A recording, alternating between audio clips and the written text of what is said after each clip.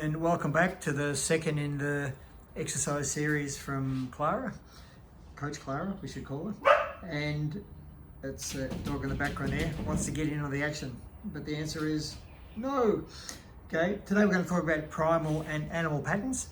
A lot of us, most of us, maybe even all of us, when we're babies, we learn to crawl and roll and sit up and do stuff that we tend to forget as we get older as an adult. And these basic patterns, and we're also going to do some animal ones as well, really can be quite useful to activate the bodies in different ways and exercise, particularly shoulder joints and a bit of upper body strength and hip and leg and ankle flexibility. So it can be really good for that. So Klara's going to demonstrate a few of these. We're going to start off with a bear crawl. So on your hands and toes, feet off the ground, and we're just going to walk backwards and forwards. Okay, simultaneous action there. And of course we do everything backwards. Should always start slow, and we're going to also go sideways. Okay.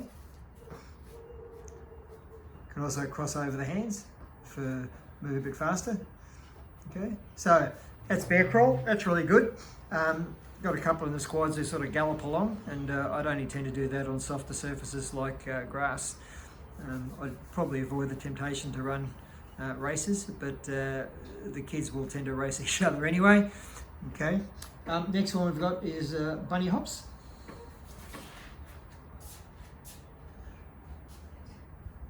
So we're squatting down and we're just jumping forward. Okay, so legs a little bit wide, knees out, and we're jumping forward. Okay, Spider-Man crawl.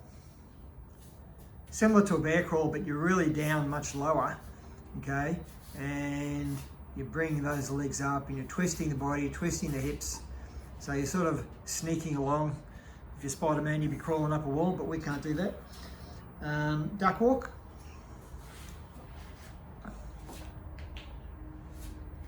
Correct those knees.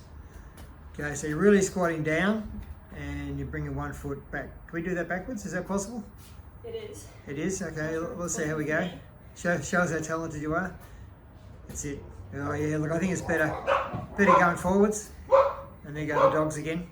Okay, so that's a really good one. That's actually quite tiring. If you do that for 10 to 20 meters, you really feel it. Again, really good for hip mobility, leg strength, endurance, and even some balance. Gorilla hand walk.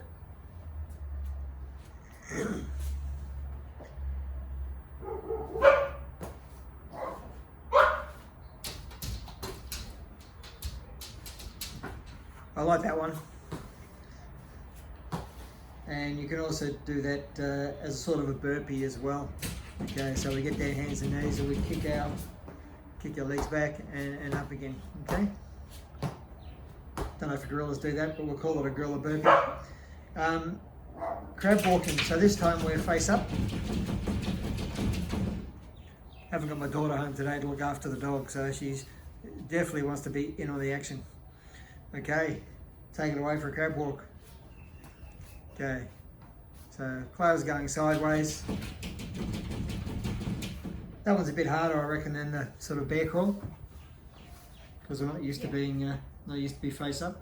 And the last one we'll do is donkey kick. Okay.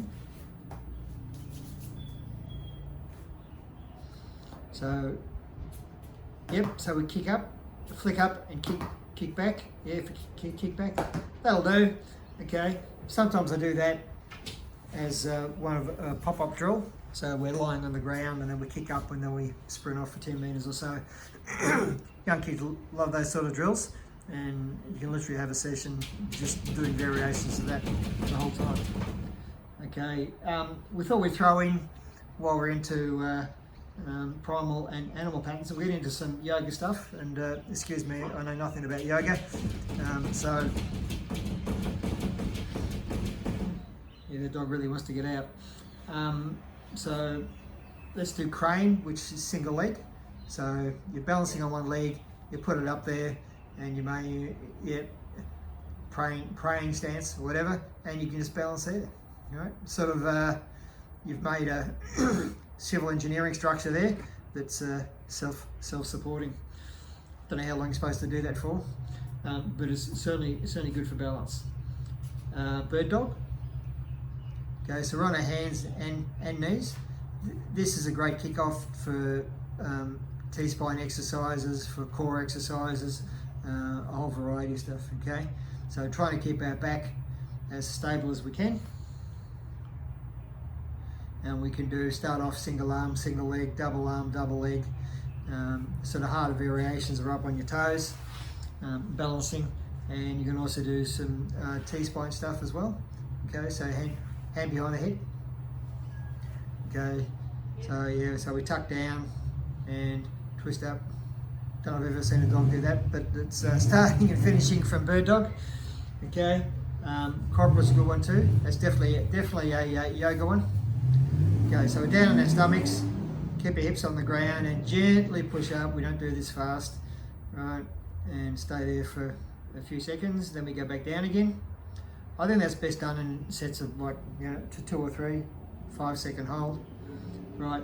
Quite often when we do that, I always finish off, keep back, stay there and keep hands on. Come up, put your bum on your heels, leave your feet where they are, kick your bum up, pike up, pike up, pike up, put your knees on the ground, put your bum on your heels. So arching our back the other way, put your bum on your heels, so push back, that's it, head down. Right, so we're bending the back the other way, okay? So I think it's better to finish with that as well. If you feel any back pain or soreness, I wouldn't be doing cobra, okay? Downward dog, which I think, which you talked about before, I sprung one on Klara in the middle of the video there, so she wasn't sure what we're doing. Okay, so downward dog, that's a really great hamstring and glute exercise. So we're sort of from push-up position, you pike your bum up, and you try and have a straight line between heel to hip and hip to hands. All right. We did an exercise variation the other day with Monique, where, can you go back up into downward dog, please? Yeah. Feet a little bit wider. Right.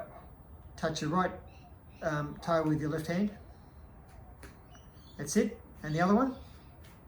Yeah. Look, I think that's quite a good exercise. And then you come forward, do a push-up.